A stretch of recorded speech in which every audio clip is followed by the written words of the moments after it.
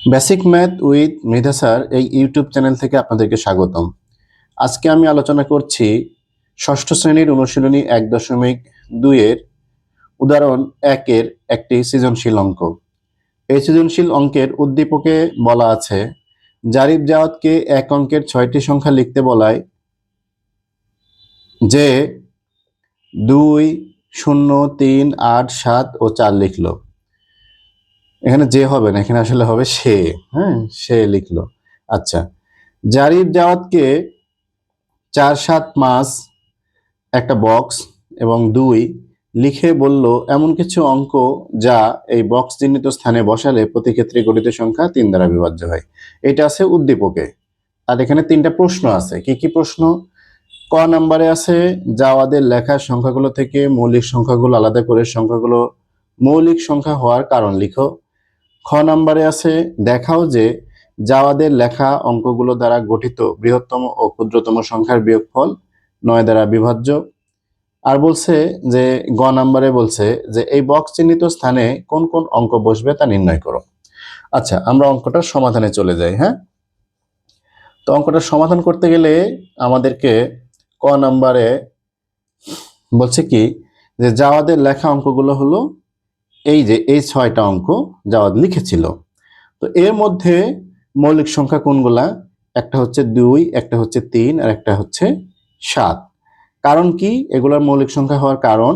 কারণ হচ্ছে যে এই 2 এর গুণনীয়ক হলো এই 1 আর এই 2, 3 এর গুণনীয়ক হলো 1 আর এই 3, 7 এর গুণনীয়ক হলো 1 আর এই 7। অর্থাৎ 2 কে আমরা এভাবে লিখতে পারি 1 গুণ 2, 3 কেও আমরা এভাবে লিখতে পারি 1 গুণ 3, 7 কেও আমরা এভাবে লিখতে পারি 1 গুণ 7।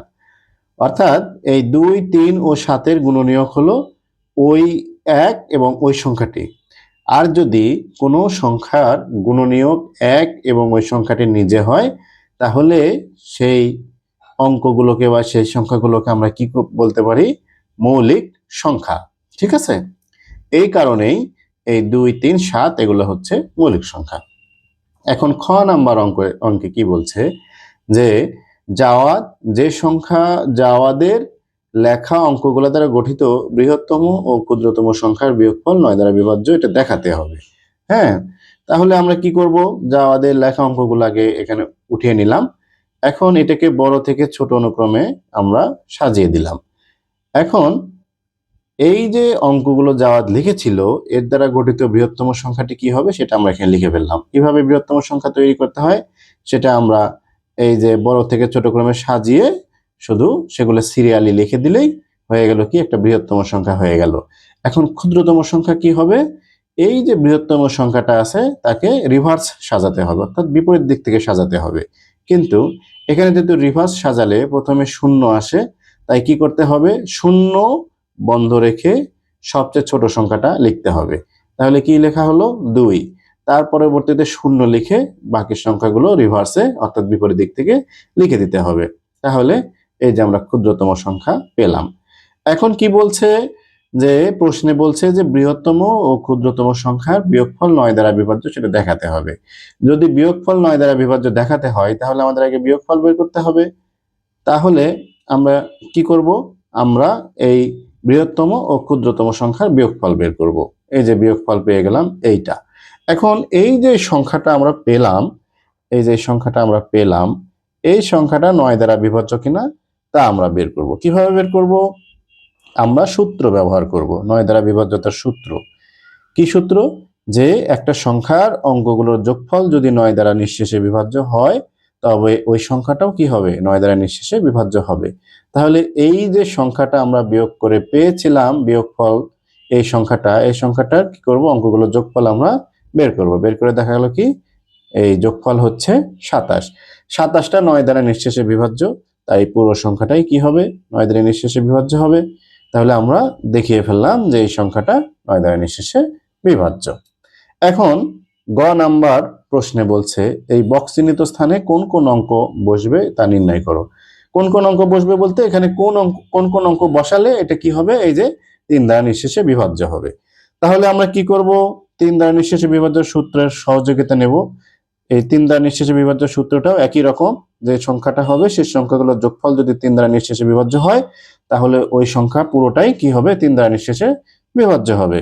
তাহলে আমরা এইখানে এই বক্স ছাড়া যে অঙ্কগুলো আছে সেগুলো যোগফল আগে বের করি। বের করে দেখা গেল কি 18 পাওয়া গেল যোগফল। তাহলে 18টা কি 3 দ্বারা নিঃশেষে বিভাজ্য। তাহলে এই বক্সে একটা অঙ্ক হিসেবে আমরা 0 লিখে দিতে পারি। কারণ কি 0 লিখলে এর যোগফল বাড়বেও না কমবেও না, যা আছে তাই হবে। কিন্তু যেহেতু বলছে কোন কোন অঙ্ক, তাহলে অঙ্কটা এই 0 একটা অঙ্কের মধ্যে পড়ে, তাই আমাদেরকে অবশ্যই 0 বা 0 এখানে বসাতে হবে। আচ্ছা, এখন বাকি আর কি কি দ্বারা এটা বিভাজ্য হতে পারে দেখলাম কি আমরা, এর যোগফল এখানে 18 পাওয়া গেল। তাহলে আমাকে এমন একটা সংখ্যা বসাতে হবে যেন সেই সংখ্যাটা বসানোর পরে যোগফলটা 3 দ্বারা নিঃশেষে বিভাজ্য হয়। খুবই সোজা, যেহেতু 18 আমরা পেয়েছি, তার সাথে আরেকটা 3 যদি আমরা যোগ করে দিই তাহলে হয় 21। তাহলে 21ও কি হবে 3 দ্বারা নিঃশেষে বিভাজ্য হবে। তাহলে এইখানে এই বক্সে 0 ছাড়াও আরেকটা অঙ্ক কি বসানো যায় 3 বসানো যায়। আবার কি বসানো যায়, যেহেতু 3 বসিয়ে এখানে এই সংখ্যাটা নিঃশেষে বিভাজ্য হলো, সুতরাং 3 এর যে গুণিতকগুলো আছে সেগুলো বসালেও কি হবে এই সংখ্যাটা নিঃশেষে 3 দ্বারা বিভাজ্য হবে। সেক্ষেত্রে আমরা যদি এখানে 6 বসাই, 9 বসাই, 12 বসাই, 15 বসাই, তাও কি হবে এই সংখ্যাটা নিঃশেষে বিভাজ্য হবে 3 দ্বারা।